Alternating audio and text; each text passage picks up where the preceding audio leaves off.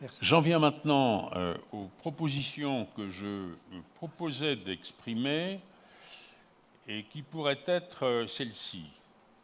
Nous pourrions recommander, 1, l'adoption d'un manifeste qui engage les États à identifier et à afficher la part de leur PIB consacrée à l'accès aux services essentiels. En particulier l'eau, mais pas seulement, l'énergie, bien sûr, en distinguant la part internationale, nationale et celle des collectivités locales, mais aussi les participations privées. Et c'est vrai que ce serait intéressant au niveau de l'information de faire apparaître la part que les participations privées peuvent prendre dans l'effort global. Ça pourrait être la première résolution. La seconde,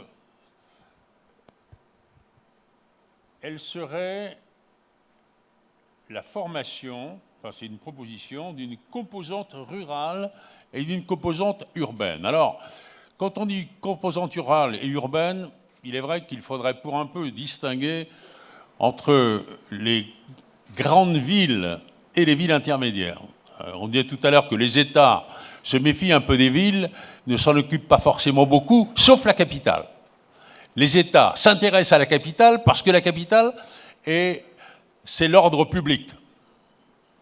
Les villes intermédiaires, c'est un peu moins important. Or, les difficultés sont en train d'apparaître fortement au niveau des villes intermédiaires qui, elles aussi, connaissent une croissance très, très importante. En tout cas, l'idée de faire un distinguo entre la composante urbaine et la composante rurale en ce qui concerne les politiques nationales, toujours sur le terrain des services publics essentiels, ça pourrait être donc réalisé en matière de politique et d'objectifs. Et alors, la troisième résolution, elle renvoie à ce que proposait tout à l'heure Gilles Berungbo, ce serait l'obligation pour les États de rendre des comptes en matière d'accès à l'eau et à l'énergie devant leurs pairs,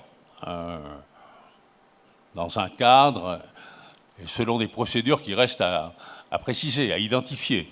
Mais c'est une manière de se rencontrer avec un échéancier à définir, de dire voilà ce qu'on a su faire depuis 1 an, 2 ans, 3 ans, et comparer avec ce que font les autres, en tenant compte évidemment des différences des uns. Oui, Bertrand. Oui, sous le contrôle de Jean-Pierre Elong-Bassy qui est ici, ça pourrait parfaitement se passer à Africité. Ça commence déjà d'ailleurs dans les réunions à Africité, où il y a à la fois les ministres et surtout les collectivités locales. Sachant qu'on ne parle pas seulement des efforts des collectivités, mais aussi des États. Hein. Je ne sais pas si Jean-Pierre pense que c'est gérable. Oui. Très bien.